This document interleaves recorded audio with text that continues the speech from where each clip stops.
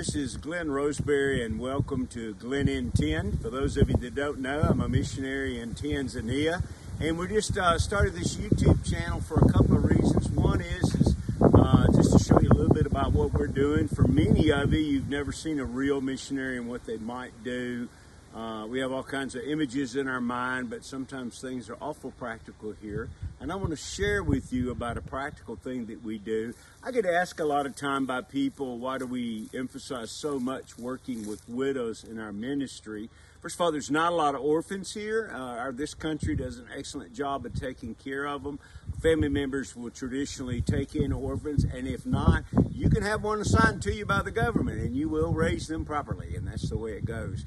But with widows, it's a different situation. My first experience in coming to Tanzania, as I was out on a short-term mission trip, as I literally rounded the corner and there was a group of absolutely naked widows standing around a bucket. And of course, I quickly averted my eyes and went in a different direction. I was passing out some materials for some eyeglasses we were providing for people on a short-term mission trip. But I kept looking, just wondering, why in the world would these ancient ladies, they looked very old, be standing there naked around this other girl that was obviously working. And as I worked my way back up and watched, I was able to observe the situation. I realized that the young lady they were working was actually washing their clothes, and the situation was they only had one pair of clothes. So evidently, once a week or 2 weeks or however often it was, they would bring their clothes to her collectively, I guess while she was probably washing her own clothes, and she would wash their clothes, and they had nothing to wear while they waited. So they stood there quite out in public view, I don't know what else to say to you, and naked, and she washed everything, and then she handed them to them, and they, one at a time, would put on the wet clothing and walk back home. And so after that had happened, I literally followed one of them home, and just to see where they lived. And they happened to live in a mud house. It had no door. It just had a piece of cloth over the door. It had no window that opened and closed. It was just a hole in the wall, and it also had a piece of cloth. And it had one of them had a thatch roof, and I believe the other lady had a rusted tin roof. But I was so struck with the poverty of these widows. I would just tell you, I was just spiritually and probably visibly shaken having seen that. I'm sharing these things with you just so you'll understand something. From a cultural standpoint here, it is very much a male-dominated society, even though we have a female president right now. That would surprise you. But out in the bush and out away from the government's oversight and all, we do things probably the same way we did them hundreds of years ago. And all the property goes to the oldest son. The widows get nothing. So once the babu or the grandfather dies, his sons take over the property, and basically mom's in the way. I would love to tell you otherwise, but it's just not the case. And so I continually ran into widows in conditions you just wouldn't believe. Many of them had their homes sold out from under them and literally had no place to live, as their daughters and sons had literally moved completely out of the area, abandoning them. We found them malnourished and literally starving. And so anyway, we decided to do something about it. As I studied in Scripture, because we all know the famous Scripture about true religion looks after the widow and the orphan in their time of need. But as I really drilled down on this, it finally occurred to me that the very first problem the church ever faced, perhaps even before serious persecution, was the widows. In fact, we find the apostles themselves personally trained by Jesus. Jesus is gone now. He's been teaching them about the kingdom all this time. And the impression he made on them was such that the apostles were personally waiting tables to take care of the widows. Now think about that. After Jesus trained them for 3.5 years, now we know they're doing miracles, and we know they're out teaching, and we know it's after Pentecost, and all these wonderful things are going on, but we find them in the midst of a story where they're feeding the widows, personally waiting tables. In fact, the whole reason the first people are ever appointed in a position of authority in the church, in the New Testament church, was deacons, which means nothing but servants, and they were appointed to take care of the widows. So that's the foundation for the early churches. Really, first helps ministry they ever did was working with widows. And so I feel quite in good company as we do exactly the same thing. So today what I want to do is show you some of the things that we're doing, not all of them, but some of the things that we do for widows and the way we're trying to assist and help them have a better life and live a longer life and know they're loved and accepted in Jesus. We've led so many of them to the Lord, as you might imagine, because we love them, and it seems like sometimes no one else does. And we're just so grateful for the opportunity to love and serve them. Let me tell you all about it. Before I go any further, I just wanted to show you a picture. This is a traditional house, what many of our people would live in. This is actually a house that's in a little better shape than some of our widows, because they actually have a goat shed. They've got some chicken cages over here, and then that funny looking rusty building there would be a building that they actually would cook in. We would call that their kitchen. And then they would live and sleep in the other house. These people, as I said, are a little bit affluent, because if you'll notice, they got a solar panel, which probably lights 2 lights so that they can charge their cell phones. Yes, we have cell phones here. And maybe even have a light bulb that a child could read by at night. But that would be kind of the extent of it. As we kind of turn around, I want to show you something here. I'm going to walk this way.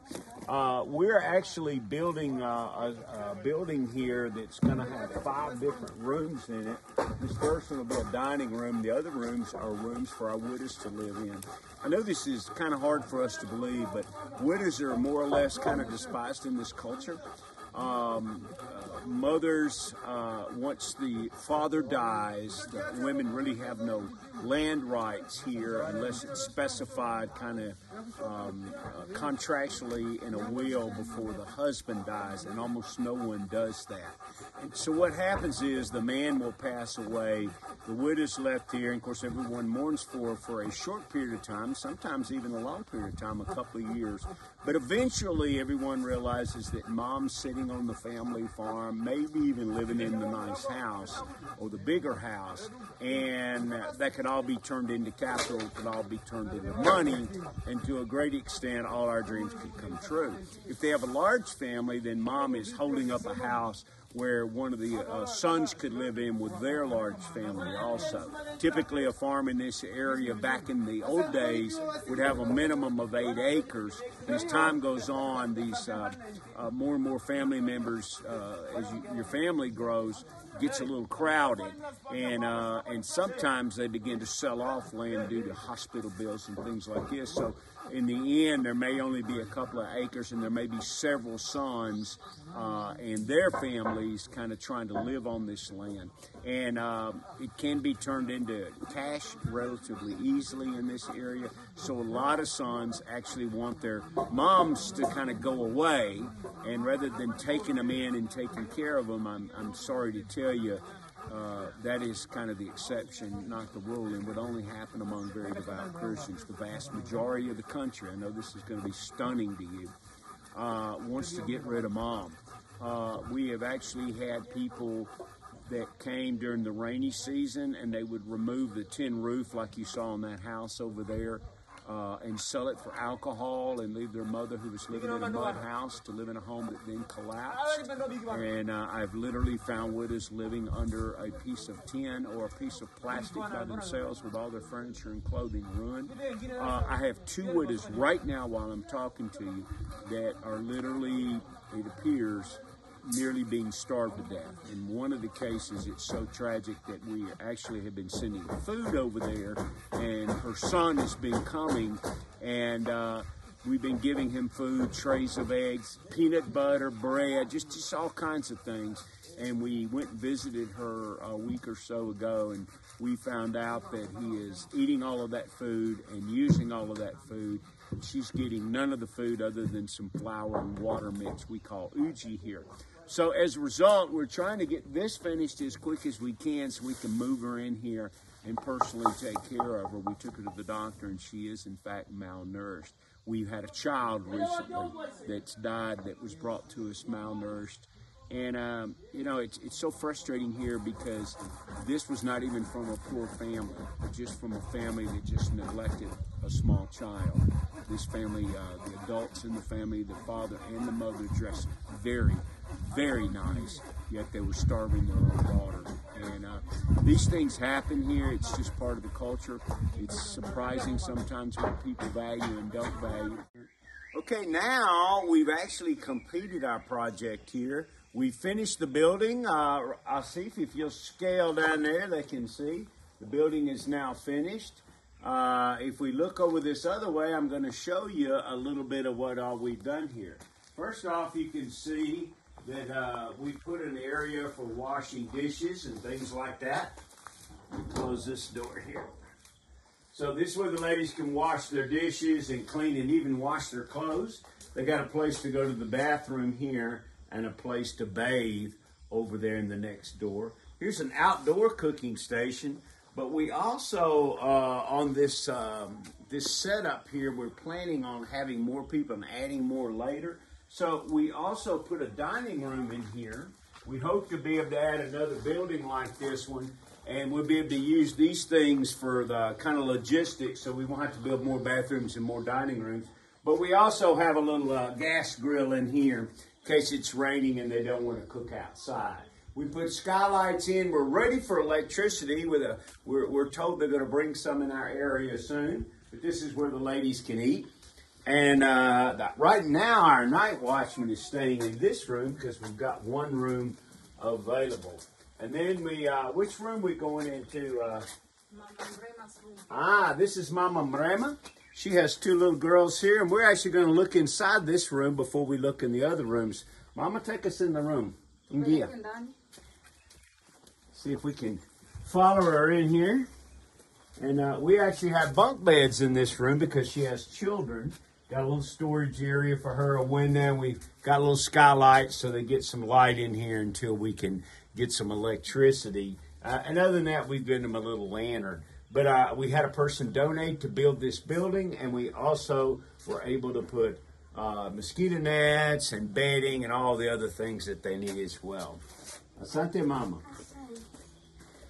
And then we have another sister here that she has been fighting cancer, and we thought it was the best way to help her was actually bring her here. So after she's had her chemo treatments, it's really, really, really tough on her. She only had one relative willing to help her, and we were literally afraid she was going to pass because she was suffering so much after chemo and they wasn't getting proper care. So she's here now, and we're glad that you're here. Mama, karibu sana.